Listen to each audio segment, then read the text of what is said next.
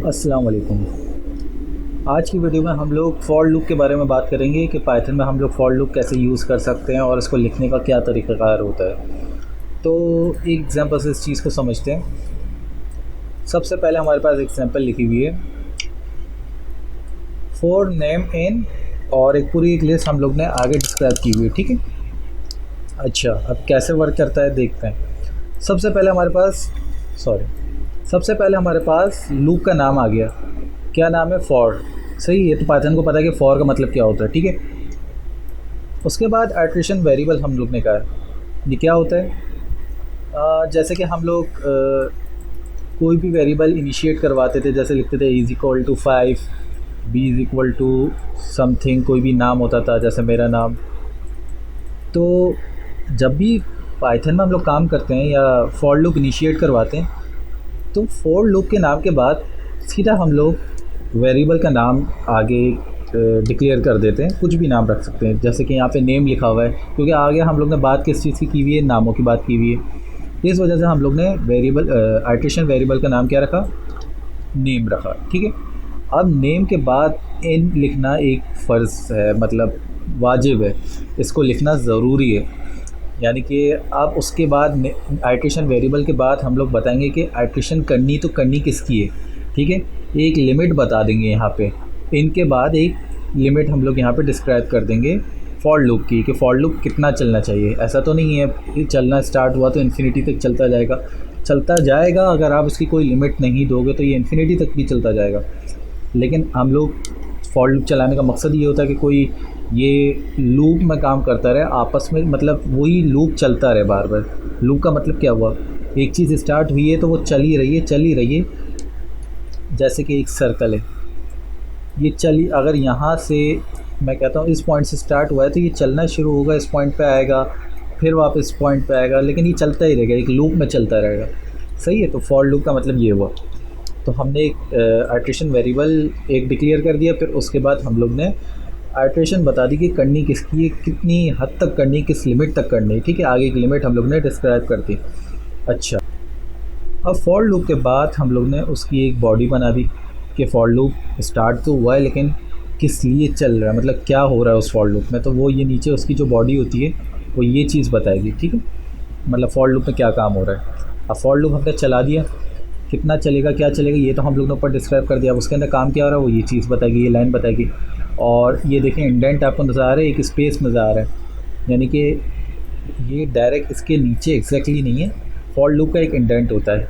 जो भी लूप हम लोग आगे कोई भी कंडीशन अगर लगाते हैं, इफ एल्स की हो, फॉर लूप की हो, वाइल की हो, किसी भी लूप की या कोई भी कंडीशन हम लोग जब बनाते हैं तो उसकी एक इंडेंट होता है, एक स्पेस होता है। समझ आ रहा है आपको? ये स्पेस नज़र आ रहा होगा। तो इस स्पेस के बाद हम लोग लिखना शुरू किया। क्या लिखा है हमने? प्रिंट की कमांड लिखी कि प्रिंट करवाए। क्या प्रिंट करवाए? हाय। हाय तो एज इट इज़ आ जाएगा। फिर उसके बाद नाम प्रिंट होना शुरू होंगे। अब ये नाम कहाँ से आएंगे? नाम का वेरिएबल अब कहाँ से आएगा? ये हम लोग ने ऊपर एक इनिशिएट करवाया नेम का वेरिएबल, और नेम के वेरिएबल में क्या है? ये तमाम चीज़ें, ठीक है। यानी कि ये लिमिट हम लोग ने इसकी डिफ़ाइन कर दी थी नेम की, कि नेम का वेरिएबल कितना चलना चाहिए, कितनी बार आइटरेट होना चाहिए। तो अब वन बाय वन ये चलना शुरू हो जाएगा, ये पूरा लूप। तो सबसे पहले ये लाइन लिखी हुई आएगी एज़ इट इज़, ये लाइन लिखी हुई आएगी एज़ इट इज़। नेम की जगह क्या आ जाएगा? इस नेम की जगह क्या आ जाएगा? वन बाय वन ये सारे जो हम लोग ने लिस्ट के अंदर एलिमेंट्स रखे हुए, ये one by one limit apply होना शुरू हो जाएंगे, लिखना शुरू हो जाएंगे। तो फॉर एग्ज़ाम्पल सबसे पहले ये नाम लिखा था जो, तो सबसे पहले ये आ गया नाम। बाकी सारी चीज़ें तो हम लोग ने पहले से ही लिखी हुई हैं, ठीक है। मैं चाह रहा हूँ कि अब सेकंड नंबर पे मेरा नाम आ जाए, तो मैं अपना नाम लिख देता हूँ। अब इसको रन करवाता हूँ, तो सेकंड नंबर पे ये देखो आप, मेरा नाम आ गया। तो फॉर लूप चलने का आपको समझ आई बात? चल कैसे रहा है? सबसे पहले फॉर लूप हम लोग ने इनिशिएट करवाया कि फॉर लूप चला रहे हैं। फिर उसके बाद आइटरेशन वेरिएबल का कुछ नाम होना चाहिए, जैसे ए इज़ इक्वल टू 5 लिखते थे। उसके बाद लूप की लिमिट बताई है हमने। सही है, एक तरीके से लिमिट बताई। हम लोग ने आइटरेशन बता दी कि किसके ऊपर आइटरेशन करनी है, तो हम लोग ने उसकी एक लिस्ट क्रिएट कर दी। यहाँ पे कुछ भी आ सकता है, फॉर एग्जांपल कोई स्ट्रिंग आ सकता है, कोई लिस्ट आ सकती है, कुछ भी आ सकता है, ठीक है। और फॉर लूप चलने का मैंने तरीका भी बता दिया आपको।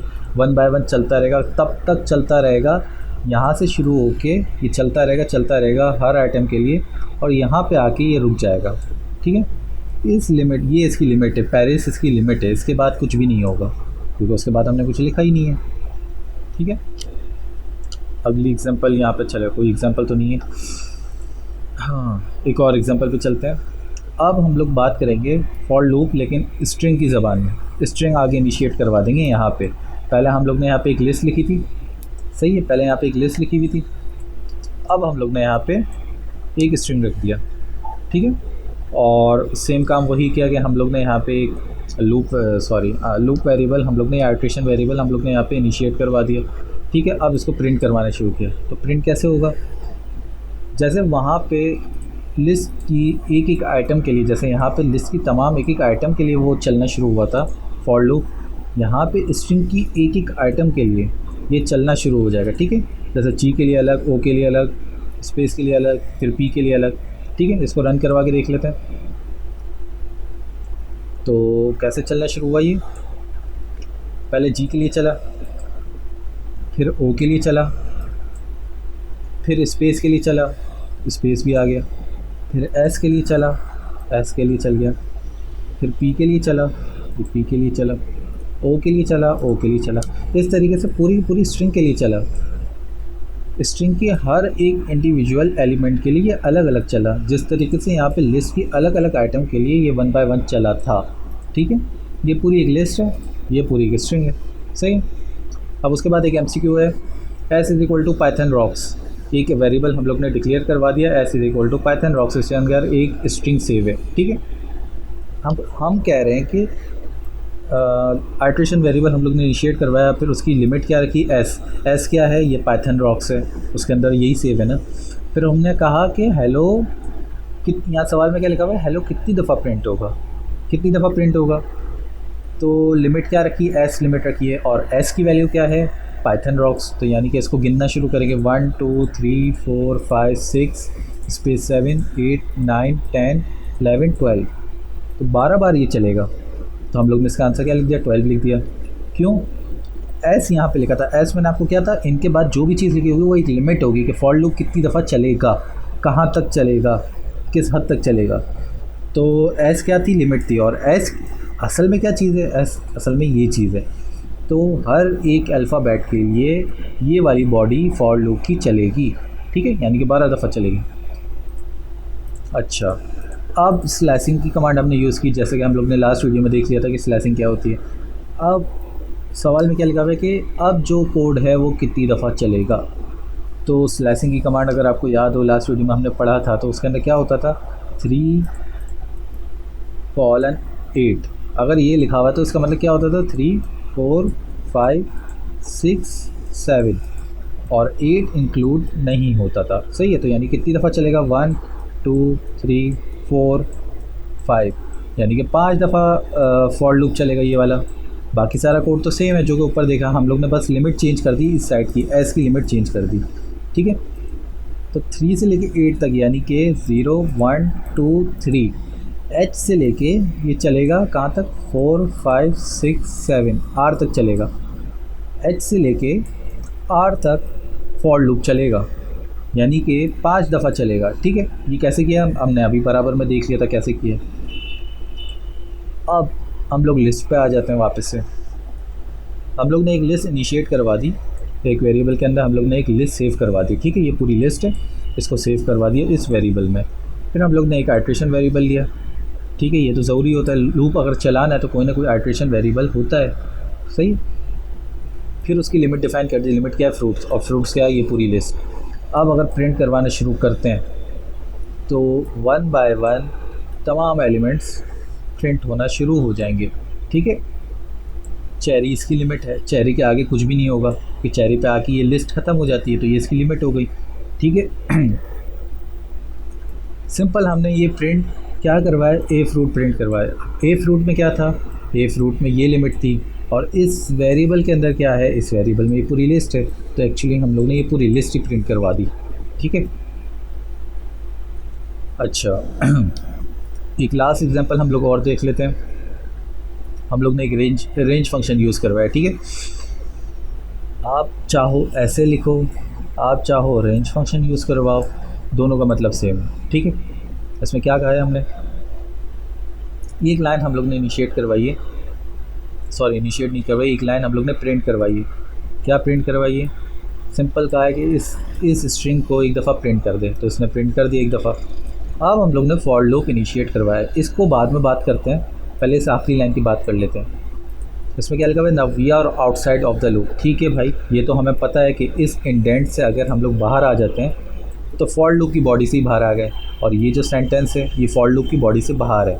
ठीक है, तो ये एक ही दफ़ा प्रिंट होगा जैसा कि यहाँ पे नज़र आ रहा है। अब बात आती है इस पूरे के पूरे सेंटेंस की, ये पूरा कितनी दफ़ा ये फॉर लूप कैसे चला कैसे। तो हम लोग ने यहाँ पे सिर्फ एक डैश लिख दिया जो कि एक आइट्रेशन वेरिएबल है, कुछ भी लिख सकते हैं यहाँ पे, आपको जो दिल चाहे लिख दें। ठीक है, आइट्रेशन वेरिएबल के बाद हम लोग ने इसकी रेंज बता दी, जो कि लिमिट हम कब से डिस्कस करते हुए आ रहे हैं।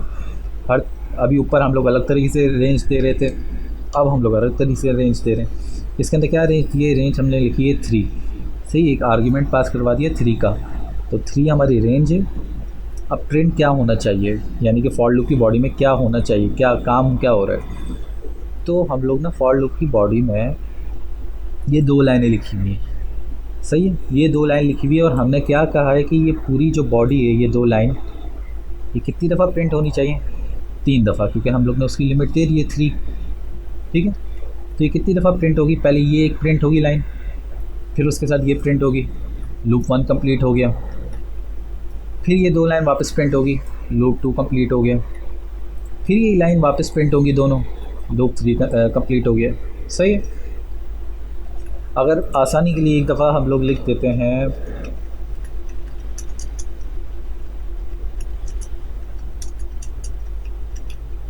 अब देखते हैं अब क्या किया हम लोग ने। एक सेकेंड मैं अलग ही कर देता हूँ, मैं इन 2 लाइन को हटा देता हूँ।